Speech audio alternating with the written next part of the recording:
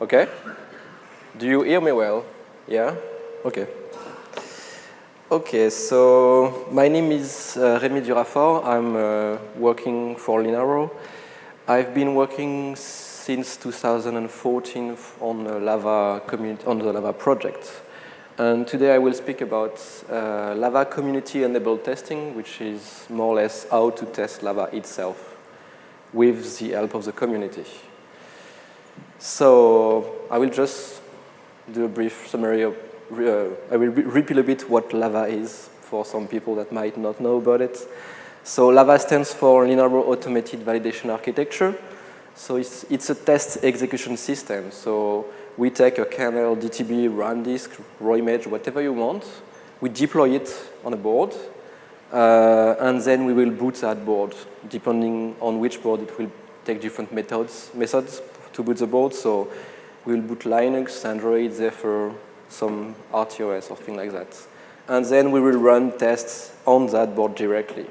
And everything is done on real hardware, like Raspberry Pi, Junos, whatever you have, whatever kind of boards you have. And it's more or less the de facto standard for testing on real hardware.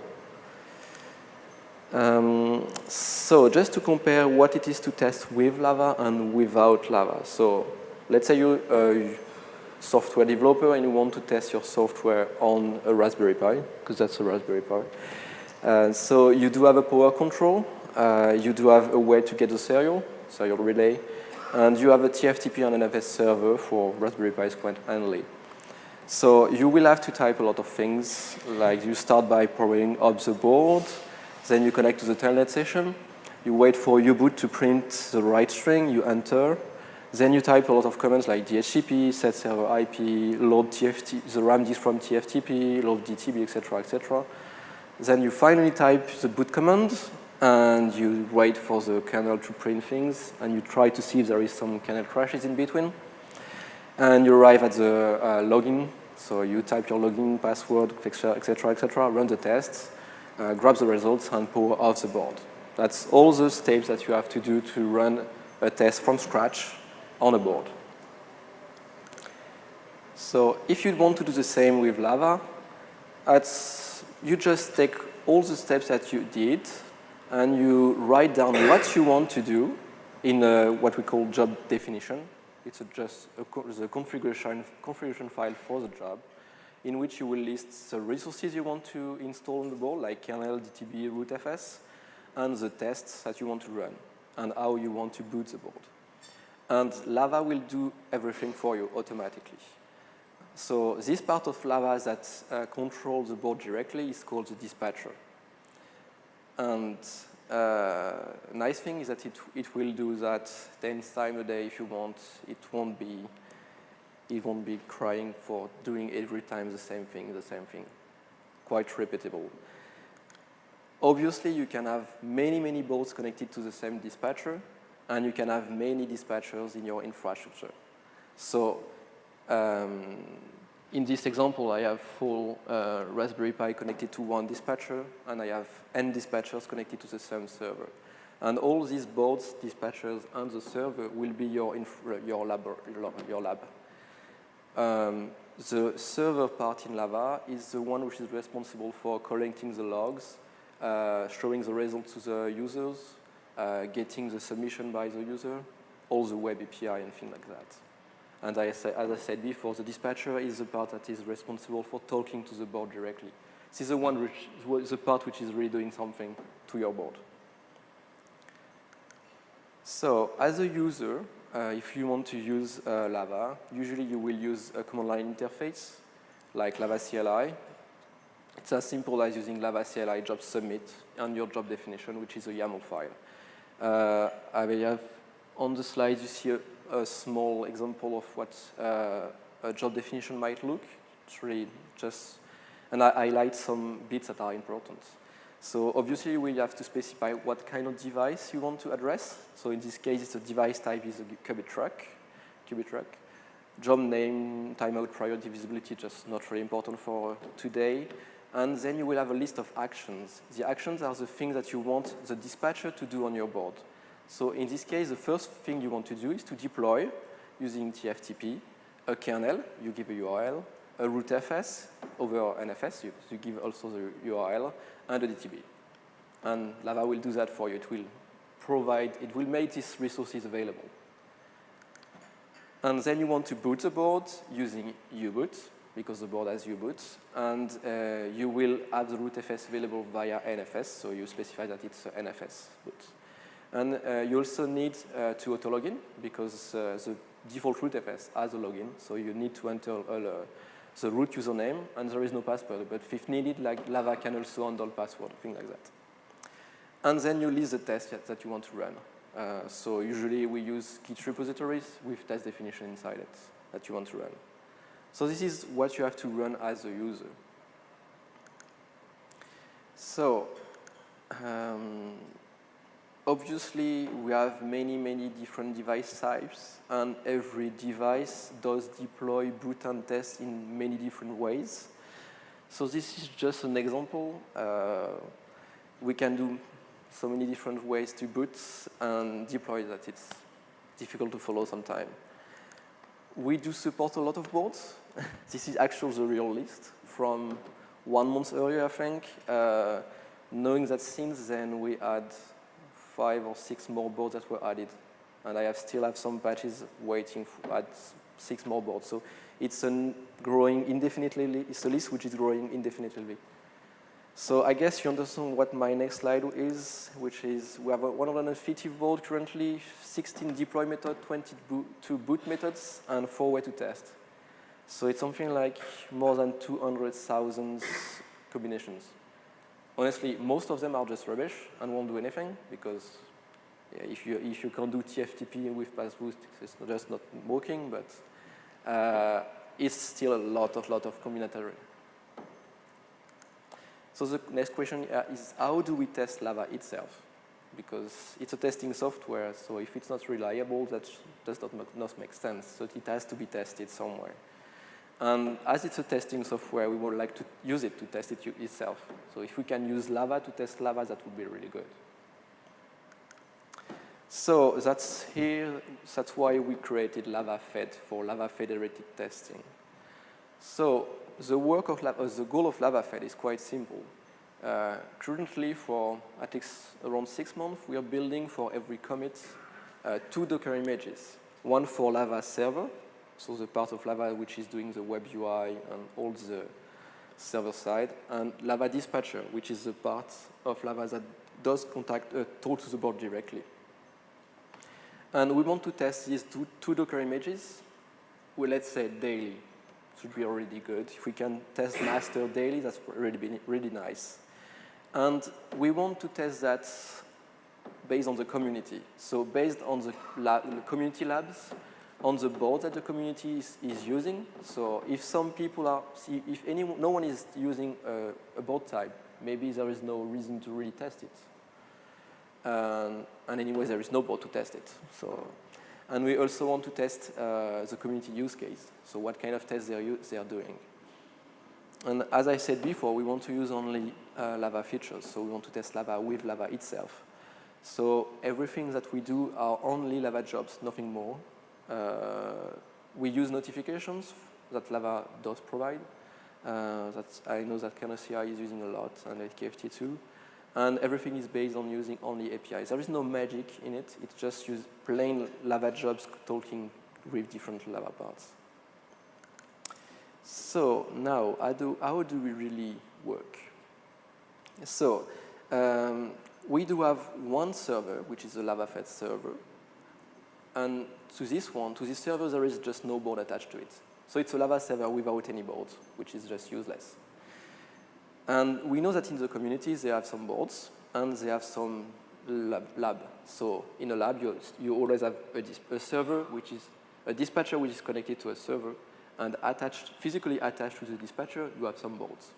I just represented one board for one dispatcher, but usually many boards on one dispatcher.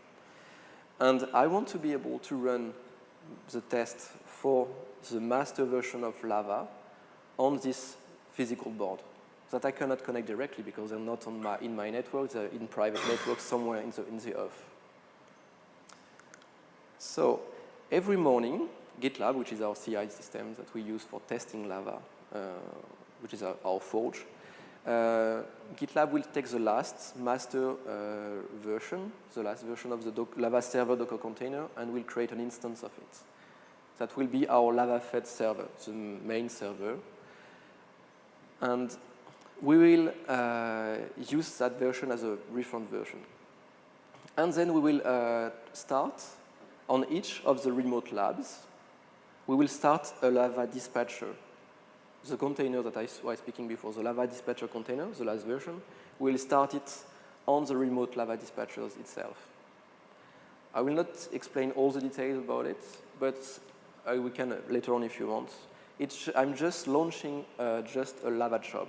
I'm just asking the lab4 server to start a Lava job, and it will start for me a Docker container. If you want more detail, we can talk about it later on. So this dispatcher, which is running on the lab dispatcher, this dispatcher is configured to connect back to my master.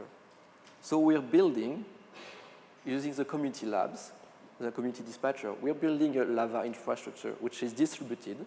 My server is the main server.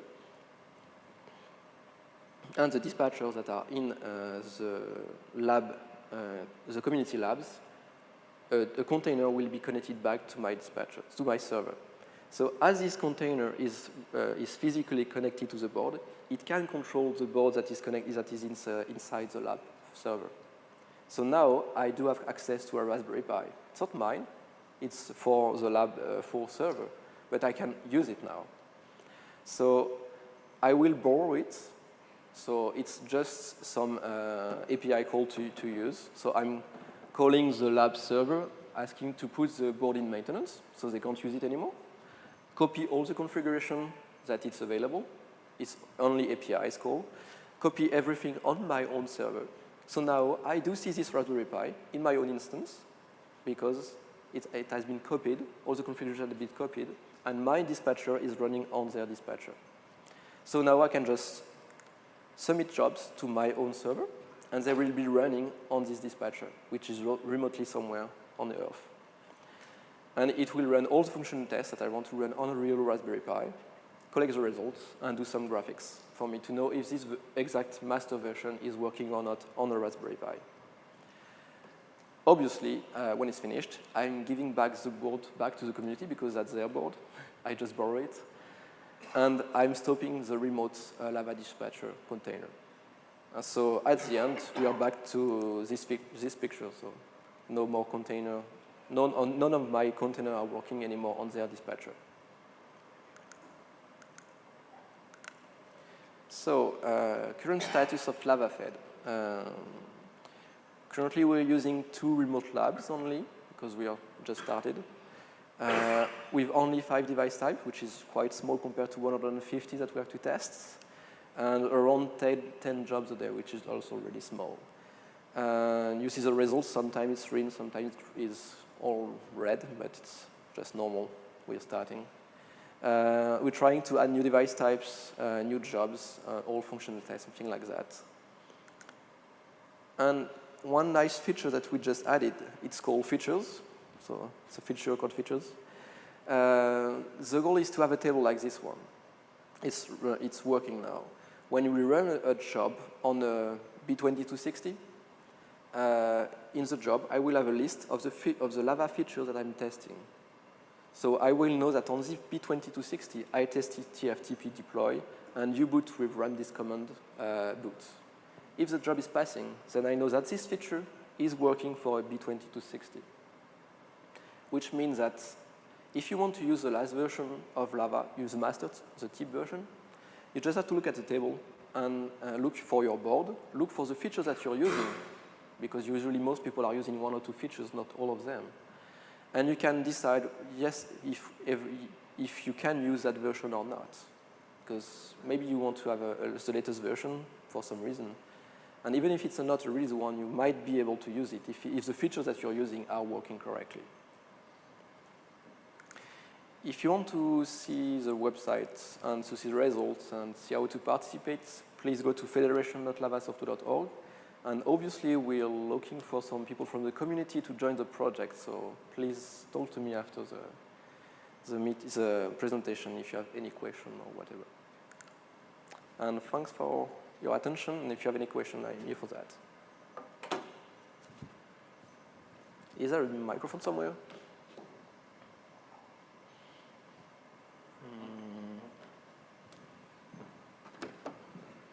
There was anything. Yeah. Is that on? Working. Just one question. You know when you borrow a device and you put it into maintenance mode? Yep.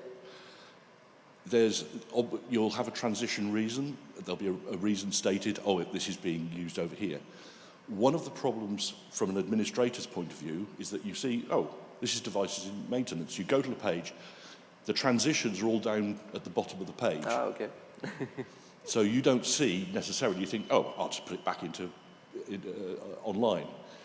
There's one of two things. One, when the device is in whatever mode it's in, it would be nice to see the transition reason more clearly on that page. Sure, that's a good idea. That's a good idea. And probably under the status, whether it's good, maintenance, bad, whatever. And the other is if it's been borrowed by lavafed, that you get a warning when you try to put it back online. So if it's been borrowed by lavafed, yeah, and it's currently active with lavafed for the 1 hour or whatever slot that you've been allocated, and you try and put it back online as the admin at the other end in the lab, in lab 4, there should be a warning, like, are you really sure you want to do this because this is currently borrowed? That's a good idea, yes. That's something we should improve in Lava, yes. Yeah. Thanks. Yeah, thanks. That's a good idea. I would definitely do that.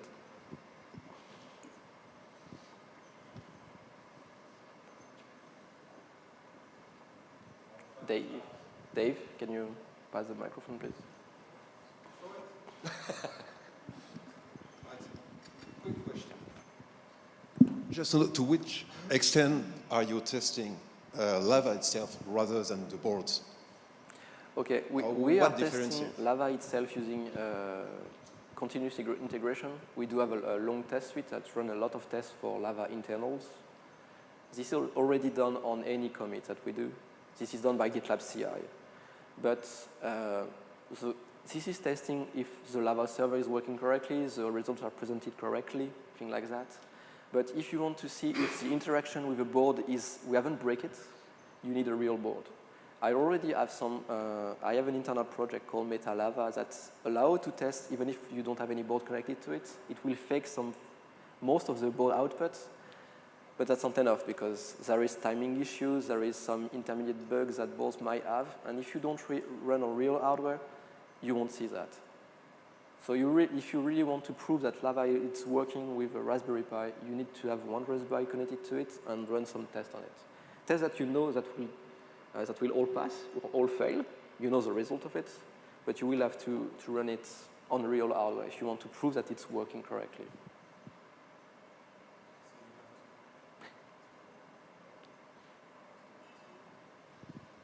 Yeah. Oh, okay. So you have to select a board and a configuration that is hopefully already validated for the board. Yeah, exactly. So you will have to have a fixed. So you're not testing the board; you're testing Lava itself. So you take a job definition that you know it's working. So a kernel, a DTB, RAMDs that are always working, that are stable. A set of tests that are always passing on that board or always failing. It's okay too. And so you have a fixed result. And you run that on Lava, on different Lava versions, and it has to give always the same fixed results. Even passing or failing, it has always should be always the same. If it's changing, then Lava is changing. Like you have a database for each board, which are some distributions of versions that should run or not run, and you maintain that. No. Because boards evolve and the distribution for boards evolve, and each board has its own distribution. So you have to handle all that to have something that is reliable in the long term. That's something we might need, yes. We don't have it. We have it because we know which boards are working, which are not. We have the board we use, and some community provides some boards that they use. Maybe still Yes. So specifically for this kind of case, we expect that labs are going to have health checks, which, for example, for each boards which are basically static, will not change over time. So we know that a health check will always work. We're looking for that kind of test here, so we know that we're only testing one thing at once. Thanks, Steve. Loic, if you have one question.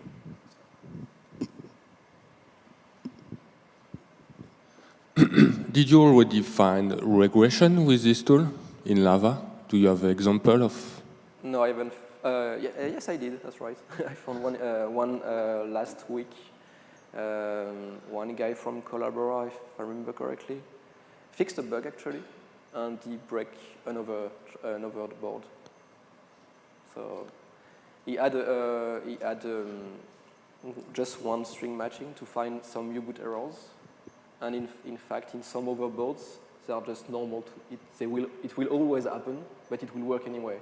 And Lava is now considering the job to fail, while in fact it's working for this kind of boards. Is it clear or not? Yeah, so that's the kind of regression you will have missed without... Yeah, absolutely, yeah. Okay. I think kernel CI would have found it, yes, but later on, which is a problem. Any more questions? Anyone? I think that's all. Thanks for your attention.